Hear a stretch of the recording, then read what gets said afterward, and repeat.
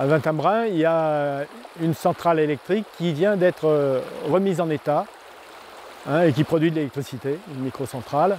Ils doivent réhabiliter le barrage, qui est beaucoup plus important que celui de la Priée. Il doit y avoir peut-être 5 ou 6 mètres de dénivelé.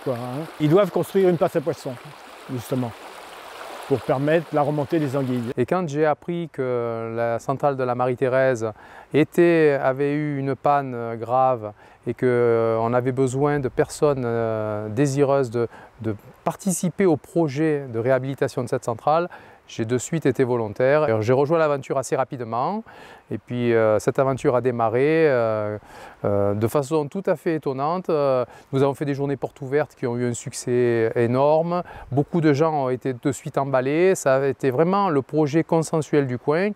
L'aspect patrimonial de l'endroit, un moulin de 500 ans qui est vraiment un des symboles du village de Velot, et aussi cet aspect de précurseur de microcentrale dans les années 60 a fait que vraiment c'est un projet qui m'a de suite séduit et pour lequel on a beaucoup investi.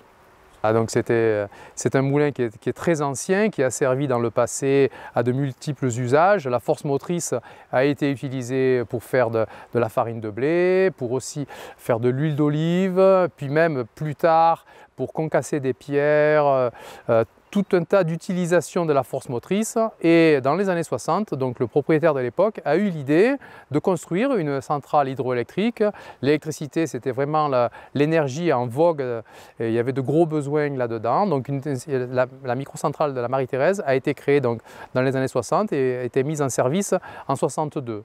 Donc c'est une centrale qui a bien fonctionné pendant pas mal de temps. Malheureusement, une avarie est intervenue en 2012, une des pales s'est cassée et devant l'ampleur de la réparation, la mise aux normes de toutes les installations qui étaient malgré tout devenues quand même quelque peu vétustes, l'avenir de la centrale était compromis jusqu'à ce que Enercop, donc qui était désireux de racheter l'électricité renouvelable de cette centrale, est intervenu en disant on peut mettre en place un projet citoyen, on peut trouver des gens motivés pour aller dans cette aventure, de trouver des solutions, de trouver des financements, de trouver de la communication pour faire venir du monde, de faire en sorte que la centrale puisse renaître.